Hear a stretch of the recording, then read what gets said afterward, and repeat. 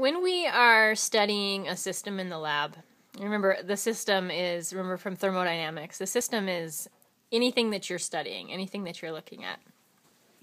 When we're studying a system, usually the systems that you're looking at in lab contain matter that's all in the same phase. So you have a sample of matter and it's just solid, or you have a sample of matter and it's just a liquid, or it's just a gas. But it is possible for your system to contain matter that's in more than one different state.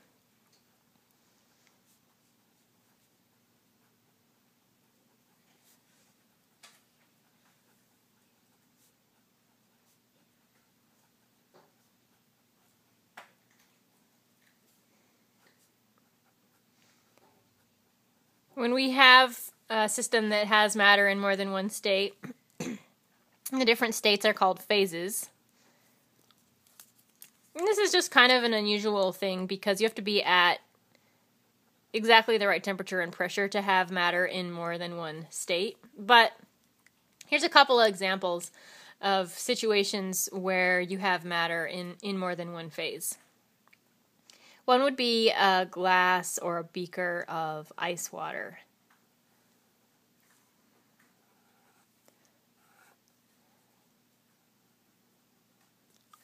So we're going to have water in the liquid phase,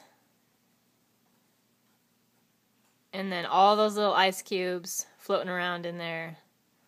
They should all be floating, but because I'm a terrible artist, some of them are going to be sinking.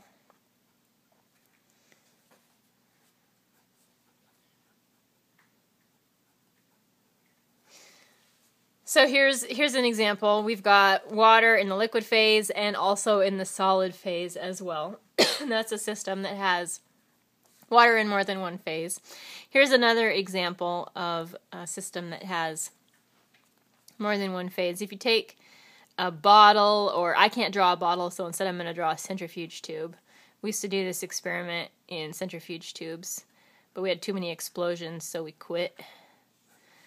Take a big, not a little tiny centrifuge tube like you would use in biology, but a big, huge centrifuge tube like that, and you put a little dry ice in the bottom of it. Dry ice is solid carbon dioxide.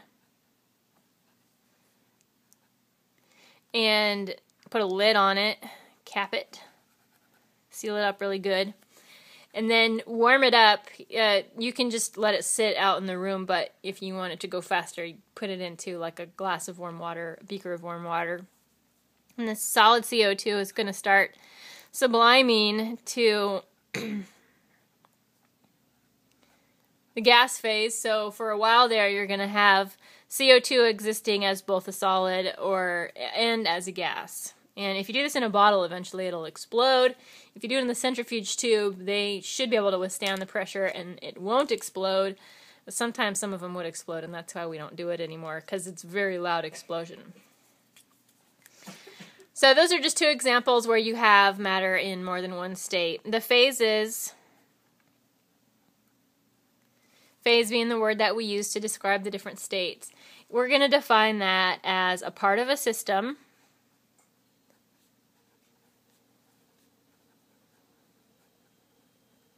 that is in contact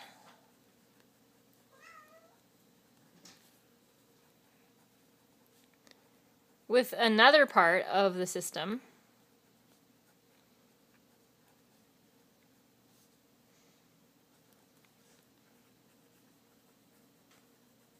with a clear boundary between them.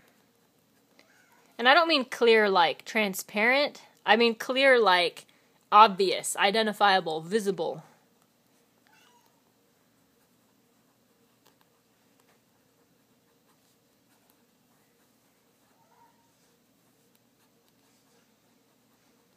So for example, the solid ice cubes are in direct contact with the liquid water, so those two phases are in contact with each other, and there's a distinct visible boundary between the solid ice cubes and the liquid water. You can see where the ice cube stops and the liquid water begins. And the same with the CO2, dry ice inside the centrifuge tube full of gaseous CO2. The gas CO2 is in direct contact with the solid CO2. There isn't like a barrier in between them that keeps them from touching each other.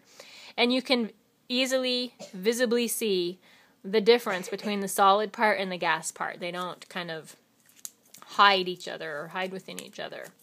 That is everything in section 11.1. You don't have any questions, homework type questions that pertain directly to this content.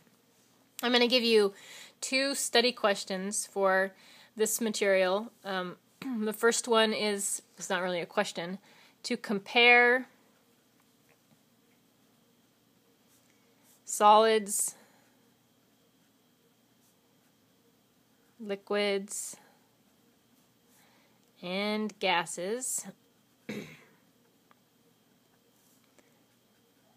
in terms of volume,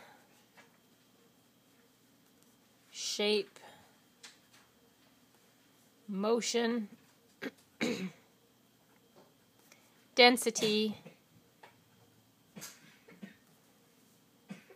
and compressibility.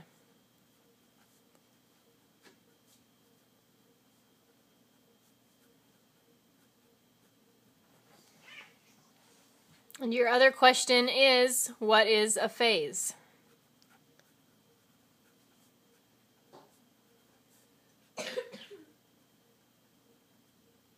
And that is the end of section 11.1.